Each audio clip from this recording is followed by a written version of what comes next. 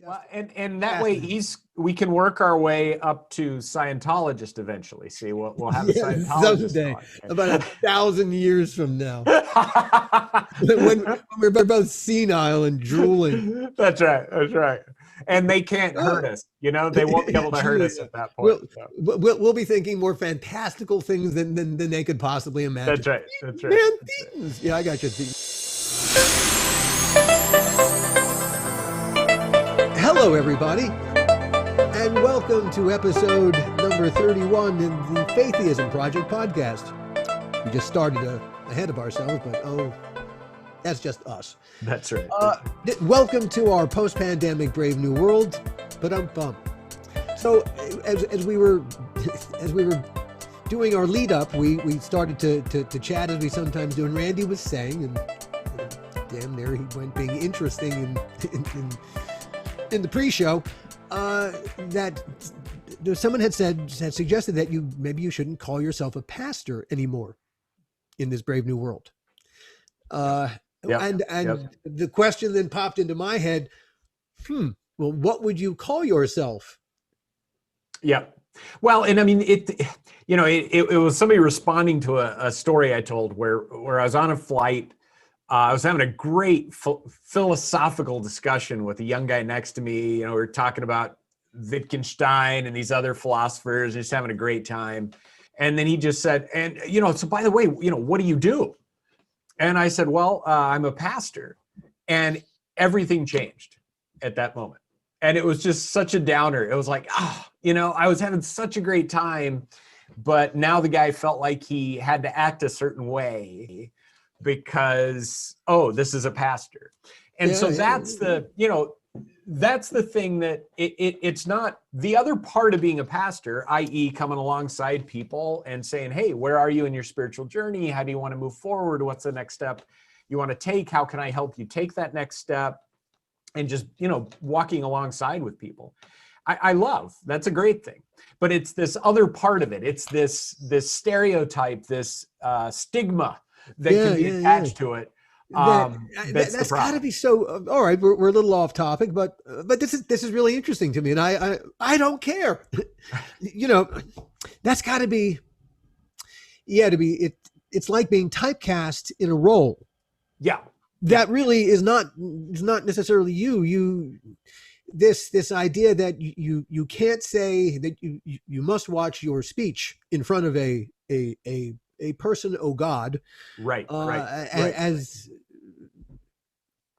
As if I'm not quite sure what. Well, I mean, there's a lot of stuff that blends together that doesn't. The thing that bothers me the most is it's kind of like people don't feel like they can be authentically who they are. Right. And that's, to me, that's what I want. I want to engage people in authentically who they are. At their most authentic. That should be, you should be like their therapist. Yeah. I mean, and that they should just be themselves, feel safe to be themselves, et cetera. But that's the thing is there's something that goes on in our society, or has among many people's experience, where they don't feel like they can be themselves as soon as they find out that you are an ordained minister. So, but think about this. This is in essence, you are the intermediary in the relationship that people have with the divine. In essence, the theory is that God knows everything. You have no secrets from God. He knows everything. Why are you pretending in front of his representative? Well, and like God's gonna hey, but behind your back, God's gonna go, hey, I know this guy talks all pretty in front of you. Let me tell you, behind your back, he's worse than a sailor. Well, and I think I think part of it is none of us want to be judged, and none of us want to be criticized, and so it's an auto response to that. And the other thing is, seriously, honestly, as a Protestant pastor, I'm not the intermediary between the person and God. What I'm trying to do is to let people know that they've got direct access and they just need to own their journey and move forward in that. And I can help you along the way. That's all. And A consultant, still, a consultant of a, so Yeah. can we dress the word consultant so it doesn't sound quite so like it's a tax consultant? Right, exactly. It's a spiritual tax consultant. Yeah. I mean, and some people jokingly said, oh, the new thing you're doing, you're trying to be a guru, and it's like, well, okay, that's not exactly it either, because I wear more than a loincloth, and my stereotype of a guru, of course, which is the stereotype, just like a pastor's a stereotype. There's my stereotype, but it's like, and I don't sit on a mountain isolated from other people. Okay, wait. Look, just you got to be brutally honest here. But do you look okay in a loincloth? Is it a workable look? Come on. It's marketing. Come on. Well, exactly. And I could have a branded loincloth, that would just kind of. Now you're thinking. I mean, that's merch. That's right. That's right. So yeah, I mean, I think in this brave new world we're moving into, one of the things I'm going to try to figure out is, what do I call what I do? Yeah. Now that I'm working primarily outside of the institutional church, outside of institutional religion, what do I call that? What's the best word for that? And I don't yet know what that is, but it's something. And again, it's not rejecting some real critical parts of what pastors do, but it is saying, I'm coming alongside you on your spiritual journey. You're not coming to me to fit into the way I'm defining a spiritual journey. I'm coming alongside with you, and let's figure out how to move forward. But that's a very tough thing for a lot of folks I work with to get their minds around, because they still approach me as if I was a church building. Yes. Where, this person needs to think that everything I do is great for me to be in relationship with them. And it's like, no, that's not the point at all. I mean, it really isn't. That's not the point at all. So yeah, I really hope that can change as part of this brave new world. And that I can figure out what to call myself, and I'll start using it on the podcast. So if anybody comes up with something, please let me know, pass it on, and I'll try it on for size. A contest. That's right. That's right. I will send you, if I end up using the name you come up with, I will send you a free book of mine. La La Land book is very good. Yeah, autographed, and if you want it to your name, whatever, and I'll send it to you free for helping me figure out what my title should be. In fact, Randy will even read it. He'll read you the whole thing over the phone. There you go. That's right. He's volunteered you. That's right. So, in this brave new world, this is the anniversary of the World Health Organization declaring the whole world to be in a pandemic. A year ago, we started this journey. Wow. Thinking it was going to be, we weren't sure it was going to be a journey, then thinking maybe 3 months or so. And here we are a year later. So, wow. And life as we know it may never go back. Yeah. Well, certainly parts of it probably will never go back to how they were. Yeah. I think so, because I think we've been in this long enough that we've developed a lot of new habits, new ways of doing things, new ways of being, and some of them will go away once we're back together. But I think there's going to be a lot of them that are going to stick with us, because it wasn't all bad. We figured out some stuff that's like, oh, actually, So in what ways did the lockdown? Yeah, and all the ways that rippled across the culture. In what ways did that change your life? So many ways. I mean, I think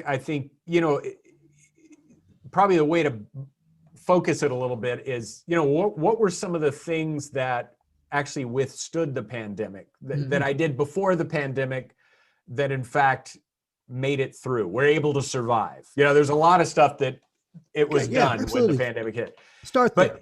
But I think the thing that not only survived but actually went a bit deeper for me was family.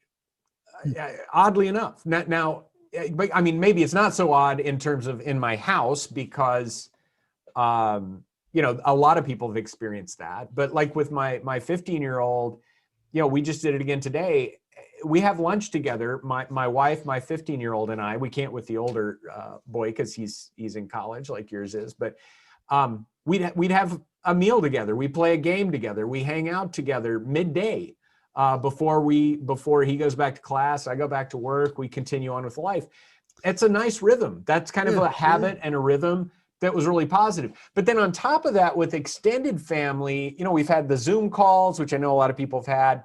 I've texted and phoned relatives more. Part of it was concern about how's your health, how you doing, but it deepened those relationships too.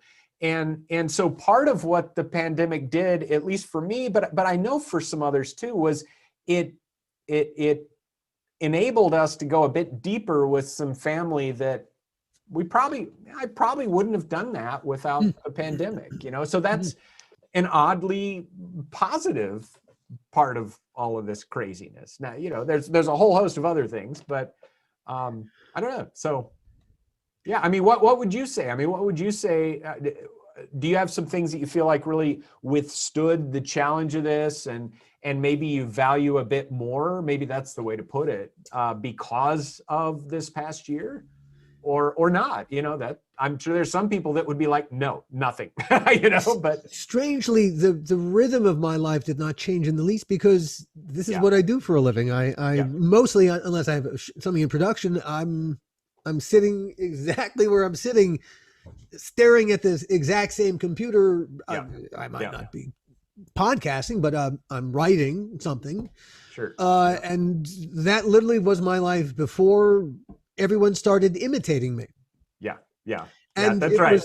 It was kind of funny to watch the whole rest of the world do what I do and slowly lose their minds. Yep. Yeah, I get it. It's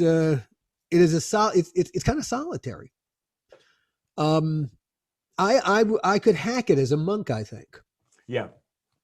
And ever since my rebound, I'm filled with purpose. And so this was a period during which a lot got done because there was literally nothing else to do. Yeah. Even on the weekends, there was nothing. You go for a walk, but okay, now you've gone for a walk, you go for a drive. Okay, you've done that. There was nothing else to do. And this became so. Well, and in LA, it was kind of nice because you could go for a drive and not have traffic. You'd actually get home faster. It was like, wow, that was quick. Okay. I took my wife for her shot the other day, and we encountered traffic.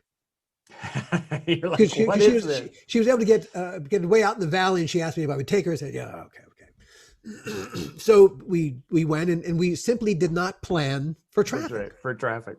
And we were so used to there not being traffic that it was like an affront. How dare there be traffic here in Los Angeles? That's right. Yeah, I remember that when I was in a smaller town. I was living in Florence, South Carolina, and there were 5 cars at a light, and I was like, oh, I can't believe the traffic. And then I had this flashback to when I'd lived in LA. I'm like, this is nothing. But yeah, now I've had that happen right here in LA. It was like, oh no, there's traffic on the 5 freeway. Terrible. Traffic on the 5. Oh right. No, mercy me. That's hilarious. What's this world coming to? I just can't believe. No, yeah. That's right. I mean, and what were there some things that kind of other things besides traffic that dropped off that you kind of hope we can leave behind as we move into whatever is ahead of us? What was fascinating to see in is that people don't need to travel so much to do business, Yeah. to be creative Yeah. with each other. Okay. That actually look for the price of commercial real estate to plummet. Because who needs to pay for a lot of people in an office space when really the data says they're way more productive working from home? Because, well, one, they don't have to commute, and two, they'll actually work more hours at home. It just happens. Plus, just imagine the savings for some companies that had to like rent like huge spaces, and now it's like, well, maybe we don't. And all the costs associated with all that space, and so really, it presented certain efficiencies that I don't think will go away. God, I had a conversation with, it was customer service for someone. It might even have been Spectrum, and I asked the person, are you in a space or are you sitting at home? He said, no, I'm sitting at home. And all those people, they work from their homes now. That's right. Yeah. And they're more productive and they get to spend more time with their families. Right. Right. In a way, that is, I think, going to be one of the interesting effects that is, at the end of the day, will be a huge net positive. And this is slightly related, just a little factoid, but I wonder if this is true. But I had heard maybe 4 or 5 months ago that kind of the way that, people were starting to knock out walls from older houses and have more space, larger rooms. Somebody was saying that's starting to change because everybody's in the house together. So you're actually wanting some of those different spaces. Yes. And so they were thinking that it was going to go the opposite direction. I don't know if that's going to be true or not, but that's one of those. It kind of reminds me of Bryson's book on home, but it's sure. The home reflects the way of life. So it's going to be interesting to see, but I would imagine people are going to want a few more bedrooms at the least when they think about it. Cause it's like, well, I need my study and I need a bedroom, it's not just the bedroom. So it'll be interesting to see how that kind of, works itself out in terms of how the architecture that we have. And think about the architecture of the relationships, because a lot of relationships rely on not being in each other's faces. That's right. This much. Right. Yep. It's a really heavy, it's harder than it looks. Yep.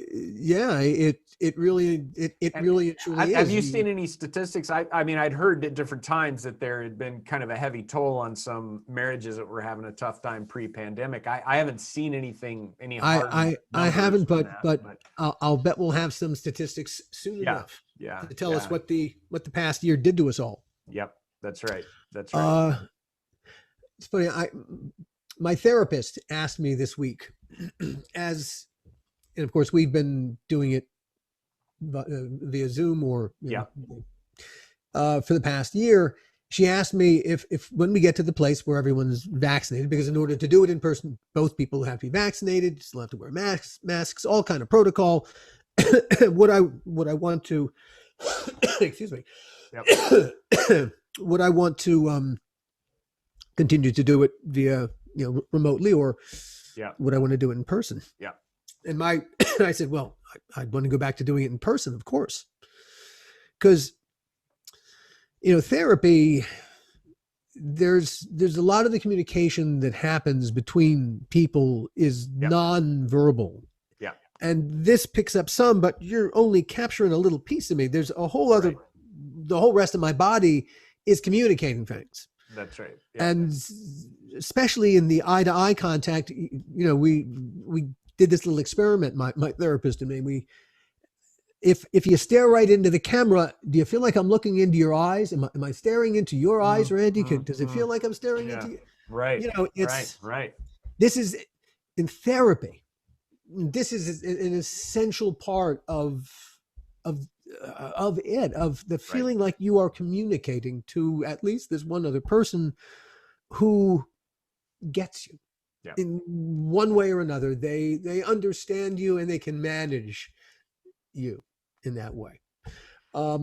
It's But don't you think, I mean, I think that's going to be one of the big challenges for all of us, is figuring out, is just navigating, reconnecting with large numbers of people physically again. Because I think we've lost some of It's the, intimidating. The thought of it is yeah, intimidating. Walking into yeah, a crowd of people, oh my! The thought right. is now. I feel like an agoraphobe. Yeah. Well, it's like we've signed up to go to the zoo. Sam's been wanting to go to the zoo for a while. We finally found a time. They were like booked up like crazy, right? I mean, Um, it's yeah, we made our reservation to go to the LA exactly, right Zoo. there. Yeah, we made a reservation to go to the zoo a week ahead at a specific time. But then too, I know it's going to feel weird. It's just going to feel it. It's just going to feel odd to drive there, to get out, to wait. I'm sure they've got everybody spaced, and you're only X number of people go in at a time. That whole thing. But it's going to be odd, not just because it's different in that way, but also, oh, we're going to actually engage a bunch of people, even from a distance. And the fact is, I'm just not as used to that. I'm not used to that like I was before. Yeah, yeah. And I've seen that in different visits. I had to go pick up some medicine at CVS. And it was like, oh, I don't want to go to CVS. Oh, gosh. It's like, okay, I'm in CVS. It's very odd. Very I know that all the statistics say that sitting inside that metal tube, your risk of catching is actually minimal. I Yeah. know that, Yeah. but I somehow there's look, it's enough of a leap of faith that I'm getting into this thing, and this heavy metal thing is actually getting off the ground. Okay, this is a big enough leap of faith. What do you want from me? Now I got to assume that it's going to be safe inside too. Yeah. Oh, Well, come that's the thing. on. I'm actually traveling Oh my in a God. couple of weeks. Huh. I'm also staying in a hotel. I've done that. I've driven up. I've Okay. visited Okay. my kids. I've driven to Davis, and I've driven to Santa Cruz. But you're always in a pod. Right. But and then it's a get together with some other people from other parts of the country, and it's the last time I did this, it was like, yes, I can't wait. This is going to be awesome. This time it's like, I think it's going to be good as long as nobody gets sick. So it's just, to me, we've developed habits over this past year that as the world opens up, which it's going to, it's doing slowly but surely, but as the world opens up, we're going to have to develop new habits, which may be old habits, but we just haven't used them. We've stuck them in the shed for a year, and now it's like we got to pull them back out, get rid of the cobwebs, and be like, all right, wait, how does this thing work again? How do I do this? It's going to be a fascinating time. I hope someone's videotaping everyone's first hugs, because they're going to be so awkward. Yes. Yeah. No, yeah. It was, already shaking hands was awkward pre-pandemic, but now it's like elbow or fist or shake hands or hug namaste. Right, or stay distant. It's like we're not going to know what to do with each. It's like, wait, which one are you? Are you a stay away? Are you an elbow? Are you a who cares? Let's hug. It's I don't know. It's going to be a fascinating time, but we're going to have to be ready to. We're going to be tired in a different way. We're going to be tired like, wow, I just went out and ran 3 different errands. And man, I'm tired just because I had to engage with people. I got into 4 minutes of traffic, which was so frustrating, and I'm just exhausted. I know that's going to happen to us as we really go back to, in some ways, the way that we've lived. But one of the things that's challenging, it's interesting to use saying that about the therapist, and I agree, but what I think churches have to think about, and religious organizations and gyms and all of these, is, are people going to automatically come back? Some will, I don't have any doubt, but I think there are going to be a number of people that it's not going to be just a snap back to like it used to be. They're going to be like, I don't really even know why I was doing it that way in the first place, and I can do it at home, so I think I'll just stay here. That's going to be interesting to see how that unfolds too.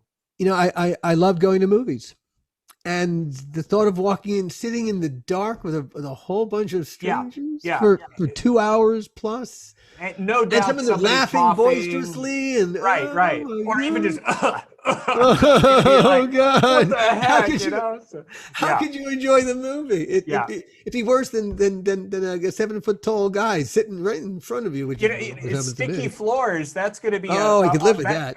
you know, but it is going to, as my foot stuck on the floor, I'll be like, so who was here the last movie? And did anybody like, Oh you know, God! Oh I don't know. yeah! Yeah, it's going to be. It's And are they going to hand you the popcorn? And then do you keep your mask on while, are you just removing it like this the whole time you're watching? I mean, or what? You know, I don't know. and your hands in your hands. That's right. That's true. No, Yeah. Are you no, going to you put can't be your eating hands? your hands. Yeah. Hands down on the side arms, and then kind of grab your popcorn, Yeah, or you're gonna have to eat it like that's right. Just kind of stick it up through your the mask. You'll have to just right. like a device that you. I mean, madness. Yeah. But they're talking about opening the movie theaters here in LA, which just it's all, and maybe we've just gotten.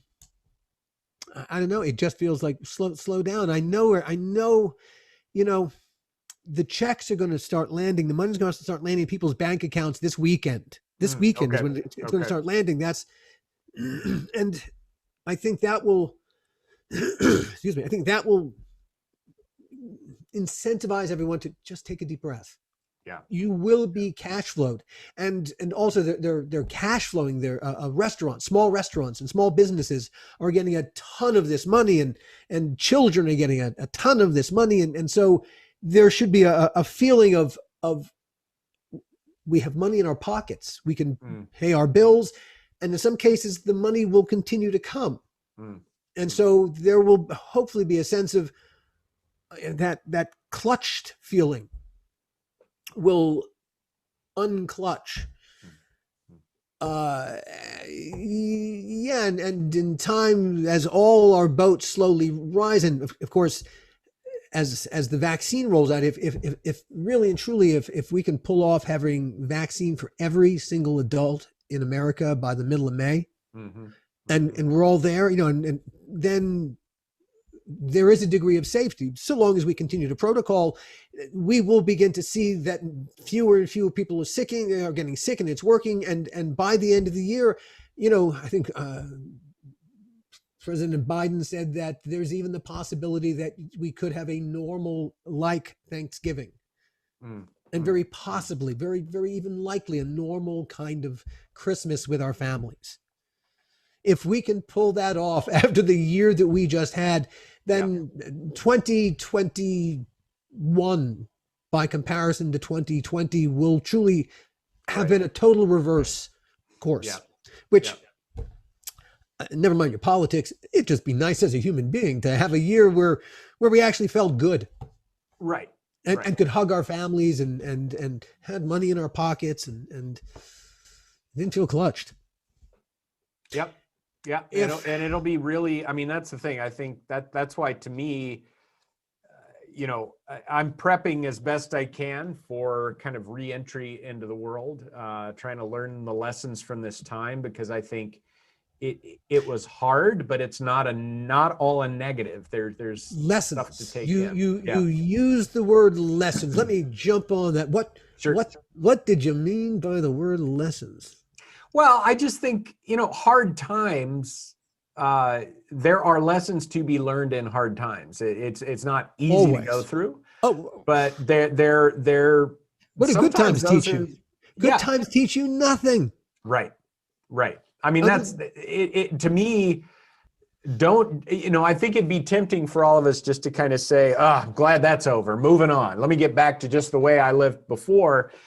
Now, number one, it may not even be possible, but number two is it's like, no, don't just blow off the last year, but really take some time to reflect on what happened to me during this time, what happened to my relationships with others during this time, and try to figure out what's the stuff we want to take with us into the future. And those are the lessons, the things that we want to take with us, the things that should make us stronger, the things. Priorities. Yeah. And that's the other thing is, to me, it's like, I'm not just going to jump back into all of the things I was doing pre-pandemic, because I want to figure out first, which of the things were actually useful, which of them were just, they were just like frivolous, whatever. Yeah. And don't matter, didn't matter. But I'd given a lot of, time, talent, and treasure to those things, but who cares, and I think we have an opportunity from the year that we've been through to reflect on those things in a way, again, that if the pandemic hadn't happened, we may not have the perspective to be able to see. But it certainly put perspective on the table in a way that no one could deny it. Right. And that's like, for me, family. But the other thing, as just realizing the value of relationships at a different level, and also just the value of, oh gosh, for me, the value of just seeing this part of people's faces. It's like I never quite realized how dependent I am on from kind of the nose down when I interact with people, because otherwise, I went to this birthday party, and everybody had their masks on, and at one point somebody's like, "Wait, what'd you say?" And I'm like, "I didn't say anything." "Oh, I thought you said something." And it was like, no, I said something. "Oh, okay." It just because so just realizing the value of that, like, I think I will have a deeper appreciation of just hanging out with people and just being thankful for those times to just have a conversation face to face. Truly. I totally took that for granted before, but now it's like, wow, this is a real gift, The first ones will really feel special. Then suddenly these things have value that maybe we didn't value before. Yeah. Now here's another random thing. I just want to see if you've seen this. One of the things I've noticed is that I've seen people face to face that I haven't seen for a while. It's just like, wow, we've both really aged. Have you ever, I don't know if you've had that or if that's just me, but it's like, and then I wonder, it's like, well, is it because the pandemic was a tougher year, or is it because we haven't seen each other in so long that you catch, it's kind of like with my son, people see my son, you've grown a ton. Whereas for us, it's like, well, yeah, but he's just been growing for a long time, so I don't know. I mean, have you noticed that at all, or is that just a weird Randy? I'm going to have to answer this question very delicately, because if any friends who I've seen over the past year are watching the podcast, they go, yes, and all right, I might as well. Okay, I got to tell all of you, you look like crap. That's seriously. There, I said it. I feel like part of it is just natural aging, but I do think, I mean, this has been a tough year on everybody. This has not been easy, and it sort of feels like, I think we're gonna look more than a year older because of this. I don't know. But I think there's a degree of truth to that, and I think that there's a degree of PTSD that we will all experience collectively, and we'll all experience it a little bit differently, as we all do. There have been multiple shocks to the system, and quite a few yet to come. We hopefully the variants won't require us to completely shut down again while we hurry to get boosters ready. But it's entirely possible what some of those who've done research into these kind of viruses have said, this could now be a seasonal thing, in the way that the flu is, but with the added lethality. Flu is lethal too, but this is extra special lethal.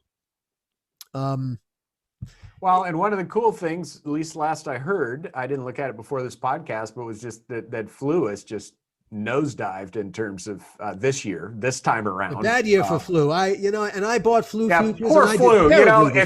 If you bought stock in flu, you are because that was not double a good decker. I'm going to make twice the money this year. No, that's right. Good. Oh, geez. No, but I mean that's it's sort of a fascinating effect. But yeah, I hear you. I mean, I think it is something. It's a new kind of virus or whatever that we're going to have to just deal with as people. But there's other stuff coming. There are other threats that we've, the Laurie Garretts of the world have been warning us about forever.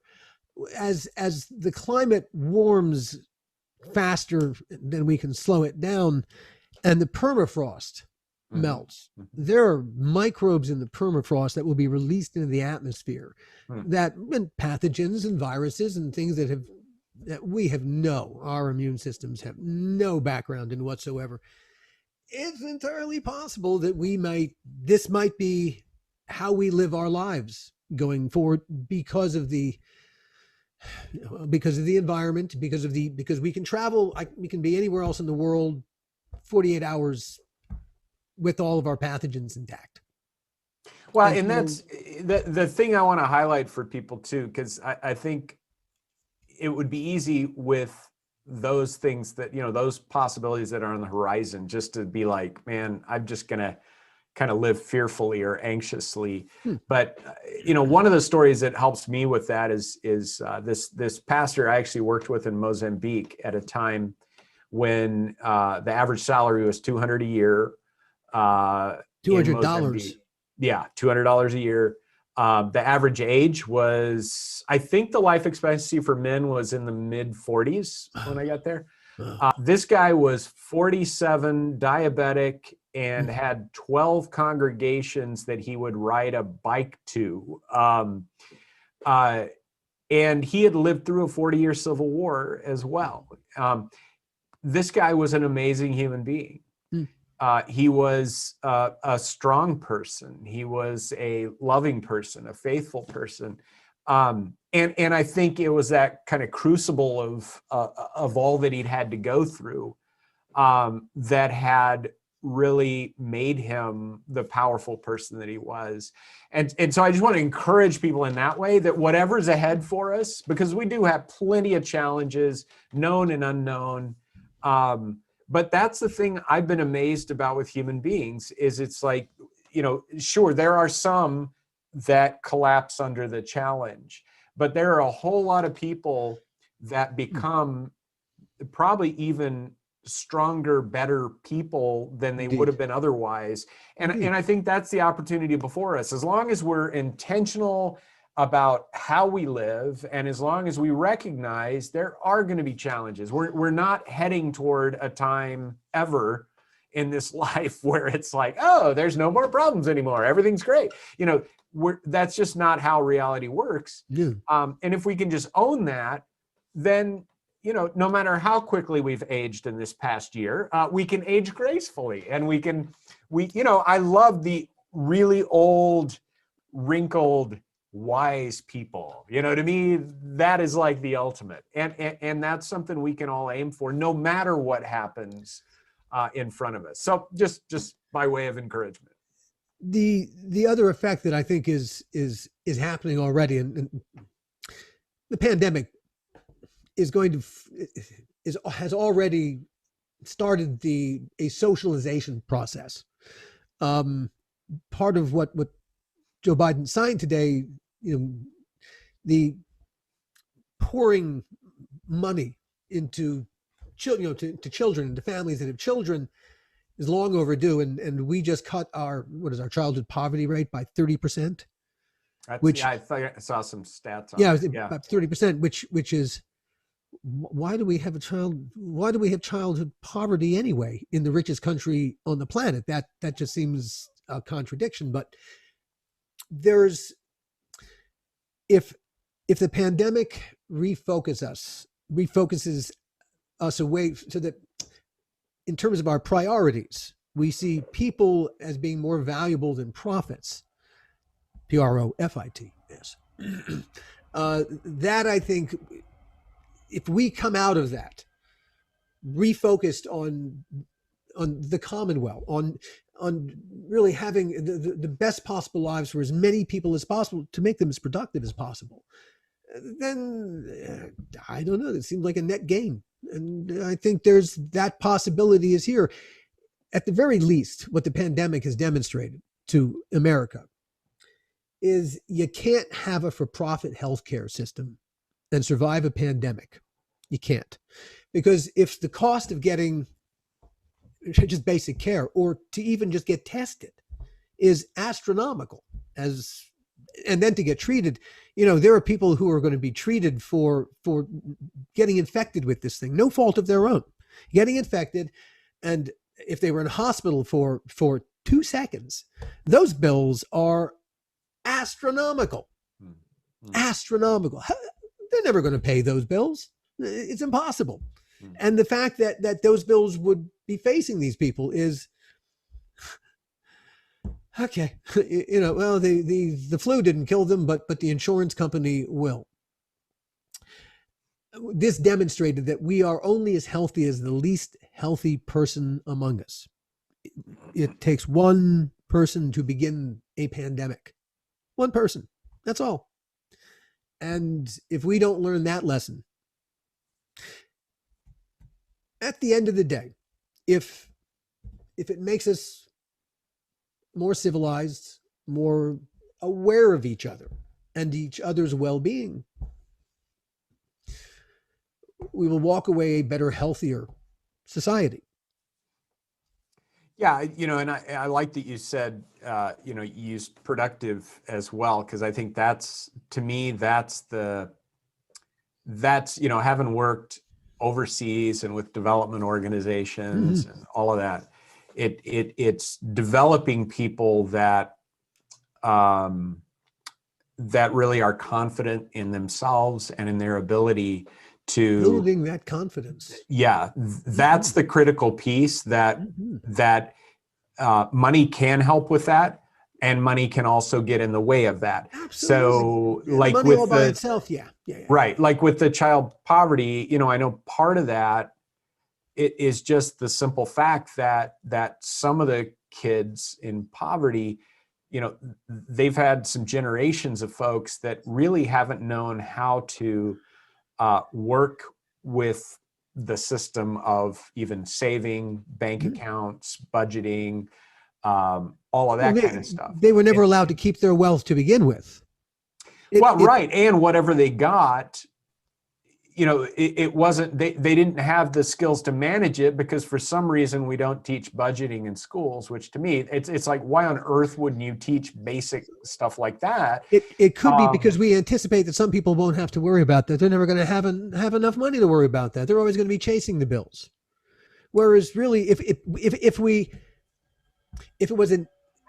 it was a really level playing field, then yes, it would be mandatory, because you would need to know how to do that, because your life will, at some point, you will make enough money that you will have to manage it and you'll have to learn. We would just do that automatically, like we teach reading and writing, because economic reading and writing these days is vital to anyone's well-being. Unfortunately. Yeah, I mean, that's your credit score is incredibly important, unfortunately. Well, and it's even things like renting versus buying, or how do you even move toward being able to buy? In LA, real estate has always been stupid, a way to financial stability, right? But and I mean, I think it's just, to me, there's along with making money available to folks, there has to come with it some training, because it doesn't solve the problem on its own. Because I've seen that happen in multiple countries, where the money actually the money that was given actually made things worse rather than making things better. So that's what I hope we learn and continue to learn how to do, is to really work with folks to help them understand the wider system and how to work within that system, and even use the funds, for example, that people are getting. Hopefully some of the families aren't just going to say, hey, let's go to a movie and a dinner. And I don't think that's what anybody is going to do. I think most people are going to pay their bills. I think the 85% of Americans who are going to get this money are going. And even if they do go to the movie and a dinner, that's exactly what you want them to do, because that's the money into the economy is the point of the exercise. Well, I mean, I would Because hope part of the that pays the rent at the movie theater. It pays for the ushers, and then their salaries get paid, and then of course they get, they pay into Social Security, and so that cash flows the whole thing. It literally, the money goes right back into the system. It's like a well. It's like a fountain. Yeah, I mean, I don't know. I still think my point. I mean, my point is that, like for the first number of years for me, I didn't really save money. I had enough, but I didn't save it. And then at some point it dawned on me, oh my gosh, if I'd actually just put a little bit away on a regular basis, this compound interest thing would have happened and I would have had more income. Well, I had to figure that out. Nobody else was going to tell me about that. And to me, that's one of the things, like with even, you were talking about the universal, what's it? Universal minimum. UBI. Yeah. Universal like that. That's not a automatic positive. It can be, but it can also be a problem. Because of how we work as human beings. So there's got to be training along with it. It's just like a lot of stuff that we do that that they have done data. I mean, whenever they've run a UBI thing, whenever they've done a UBI, and they're running experiments on UBI right now in this country, where there are people all around us who are being paid. I think Bill Gates is doing it. Was it Bill Gates, or I forget who it was. Someone's been experimenting with this, and in each and every case, the money affords them the chance to, because they don't have to take the first job offered to them. They can wait for a job that's suited to their skill sets, and meanwhile they pay their bills. And that's really all that happens. They don't become a sponge sucking everything, and they actually, at the end of the day, they get the job that's best suited to them at a higher wage. They pay more taxes. It's all a net gain. But what you're saying is that just naturally happens among human beings? Is that what you're saying? I'm telling you what the data says. This is the way that UBI has always worked when they. So that is what you're saying. You're saying this is a natural human response. When people are given a higher income, then their lives get better, period. Their life, yes, the quality of their lives improves, and they're happy. And that's fine, and that's great. I haven't seen that in practice in a lot of situations where money was made available and it actually caused problems. So I just don't want to be naive about this. But like, again, we're good now. It's like no. But again, we're not talking. This is not an NGO. It's a government throwing money, but again, I mean, there is design to this. Let me commit money from another place. We're talking about how people people who don't have money can fritter it away. That's not what I said, though. Those are not my words. But I'm not demeaning anybody. I'm saying that as human beings, but they don't know how to. But they might not know how to spend their money. They might not be educated. How to save and budget. I'm not talking about spending. I'm talking about saving, budgeting, thinking ahead. That's just all. From. I used to have a lot of money. I used to have a ton of money. And an awful lot of that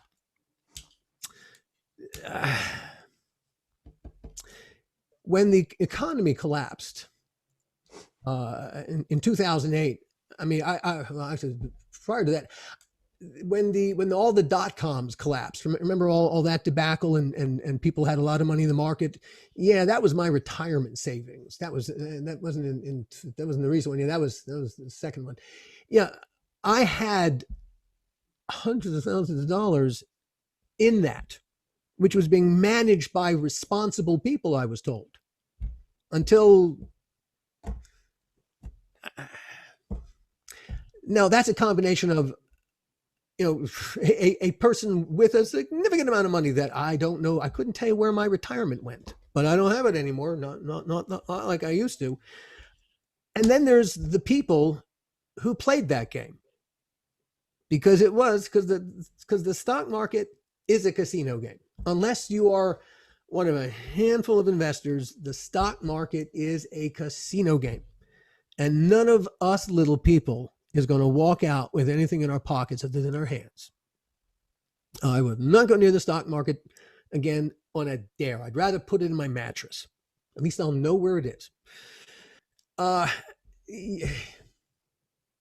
So you're saying there don't teach people because it's a game that's set up against them. So just it's a give them the question of money on a regular basis. who is teaching and why. Who is Well, teaching? budgeting, what budgeting? I'm not talking about going into the stock market. I'm talking about just I'm saying budgeting. this whole country's attitude towards money is screwy. We have a weird attitude toward money.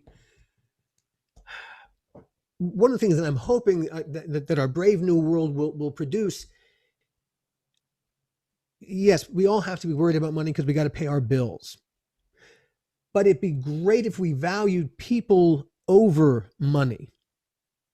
And so that we thought about money in terms of people and not about just money in terms of money. And so that if our whole way of thinking about money had to do with, if it was oriented towards people first and its impact on people in our lives, and yeah, so that the reason to save it is because as a person, you will have these needs. If we thought about money as a tool and rather than us being money's tool, which is what we always turn into. Yeah, I think we could. I agree with you. I think this is so fundamental to what our kids should be learning because, hey, if you think about it, there won't even be cash anymore. Everything's going to be right here. Everything's right here on this device. Yeah.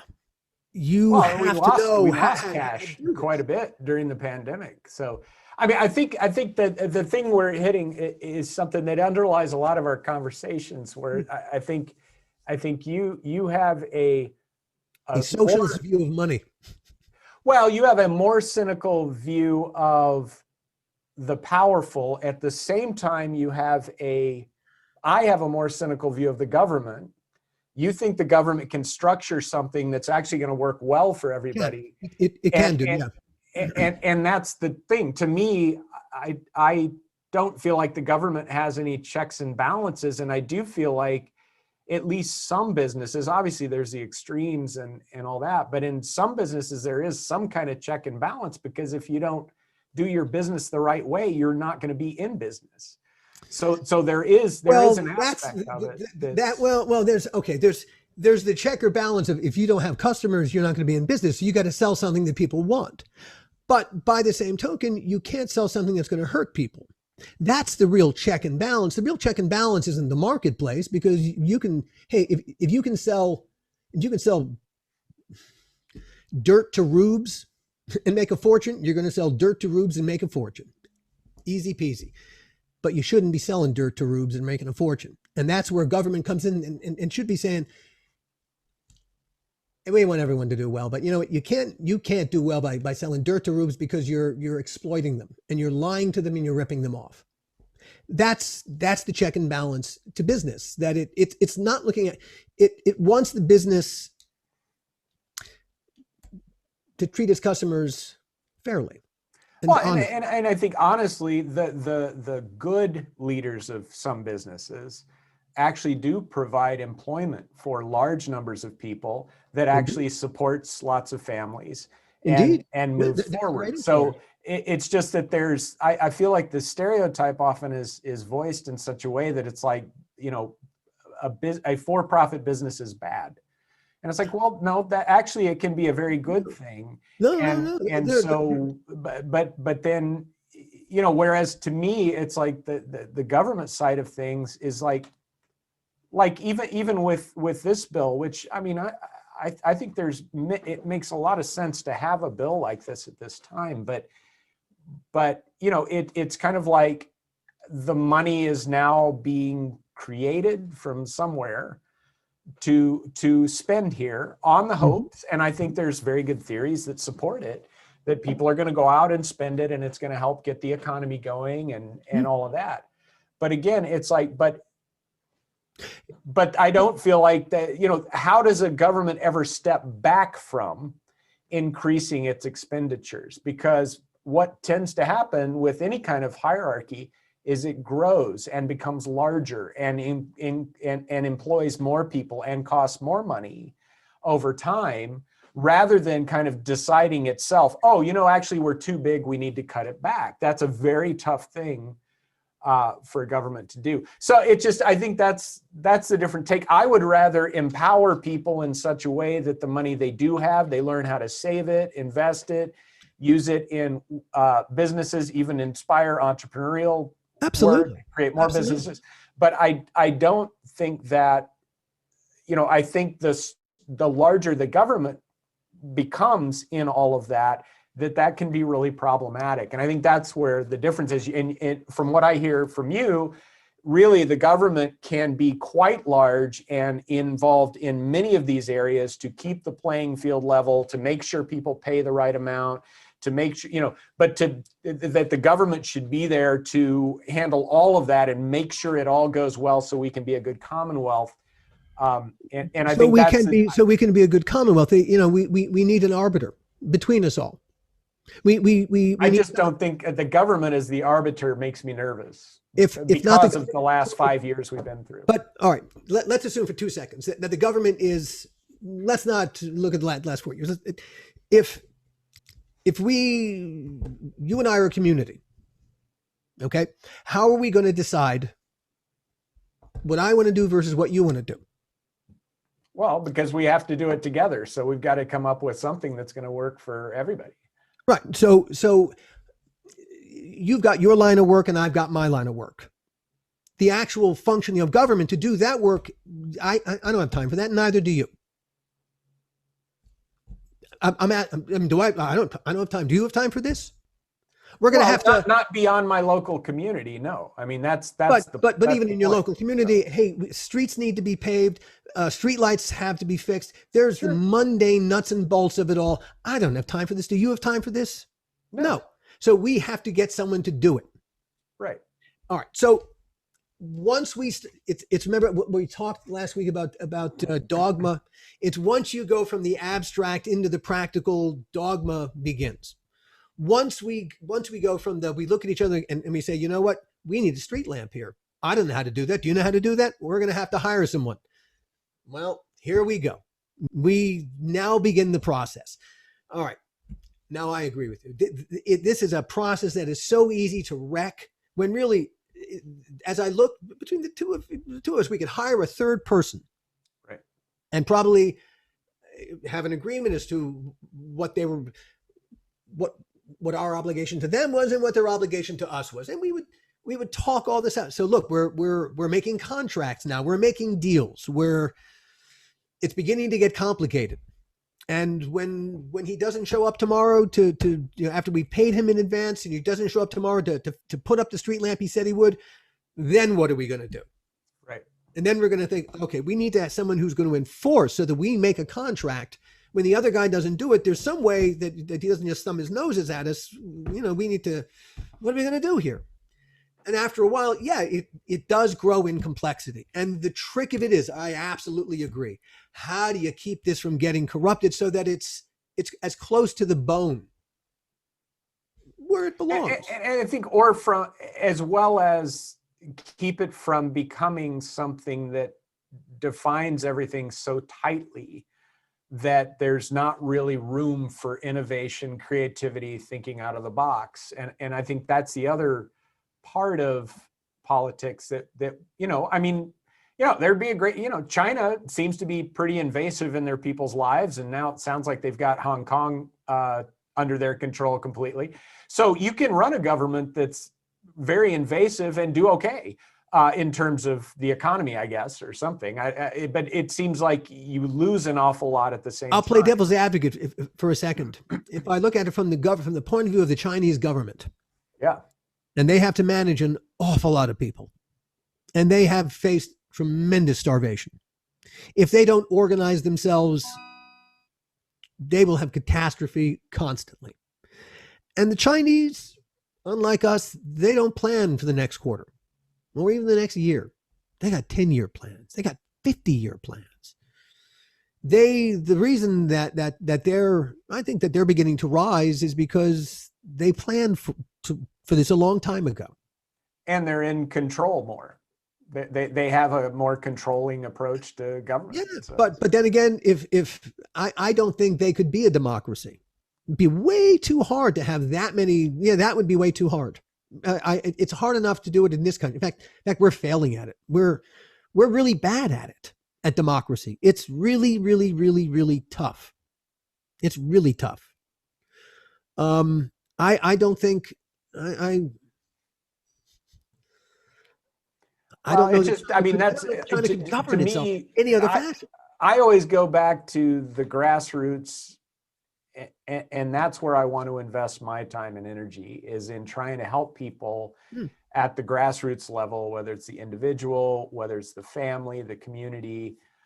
But I feel like if that grassroots continues to be strong and people are figuring out how to be productive and how to work within whatever the system is in a way that is good for them, their family, their communities, that's the part of the equation I want to be a part of, and the part of the equation that gives me the most hope. It's the larger complex stuff that, to me, it starts to get shady and weird and removed from life and harder to control, harder to keep tabs on, and harder to, that really is the trick, because at some point it is going to get large. It is going to grow beyond the local level where it's easy to have, that kind of the kind of imprint that we need from you. But as it gets outside of there, when it gets bigger, how do we control that? I think one big part of it is to have a compelling vision that draws people together, even in the face of disagreement. And I do think that's one of the things we're definitely missing. You talk about democracy not working here. I think part of it is we don't have a vision that's compelling enough to keep us working together. It's just more about, well, this is my view of how things are, and we're going to push this through because this is what needs to happen. This is what's right. Well, I think part of our problem is that we have two rather divergent views of what this country should be. Right, and I think, and there's not much middle ground between those views, it seems. Well, maybe there is. Maybe the past 4 years, I'll go out on a limb here. Maybe one of the things that happened the past 4 years is we did get and like the reality star who kept spurring us on, we went,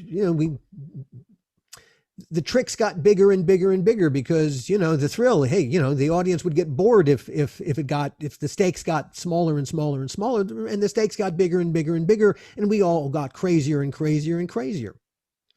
And I think part of what will happen over the next year, and I think not having to worry quite as much about money will hopefully help.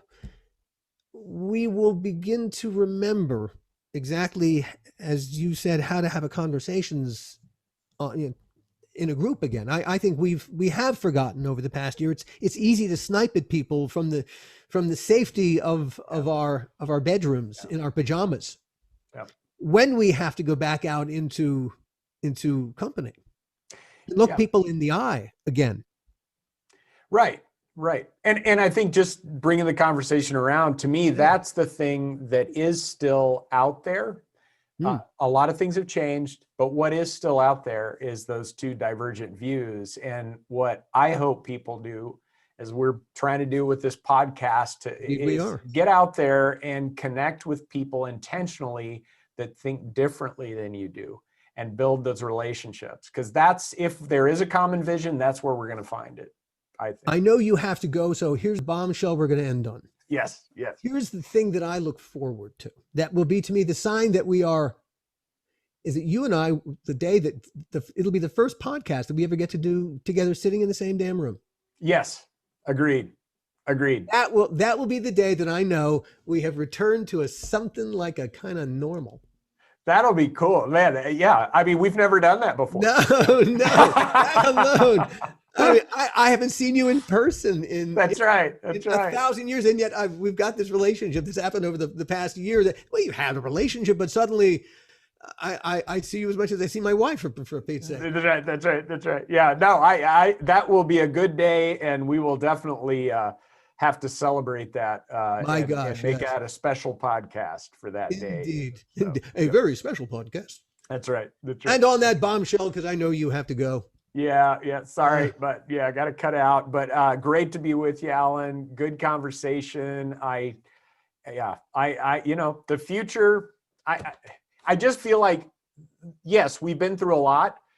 We got a lot in front of us, but I don't mean that in a bad way. I mean that in a way that this is going to be a time of innovation, creativity. Will you do this for me? But can will you do this one small thing for me? Can we stick a pin some of the things that this legislation did? Sure. And see down the line, let's say toward the end of the summer. Right. If it lifts enough boats out of the water, and all I'm looking for is just the effect that government can work for people and actually affect their lives in a good way without controlling their lives and meaning their lives. Yes. It actually can be a tool really that to overcome obstacles that they could not overcome otherwise, so that the playing field for them. No, let's do it. I mean, I think that's definitely worth revisiting, because I think it's going to be fascinating to see what was the impact of this, because this is a huge bill. It's got all sorts of different things that it's funding and all sorts of potential. So I would love to do that. Let's review it. It will work or it will fail, and we will be the judge. And hey, if it has failed, then it has failed. Yep. And you will look me in the face and you'll say what you will say, and I'll go, Randy. I'll turn around, just start kicking me and right. But if it is wildly succeeded, then I may have to express a slight bit of optimism or hope about the government. So I'm going to take that cynicism out of you. Yeah, we'll see.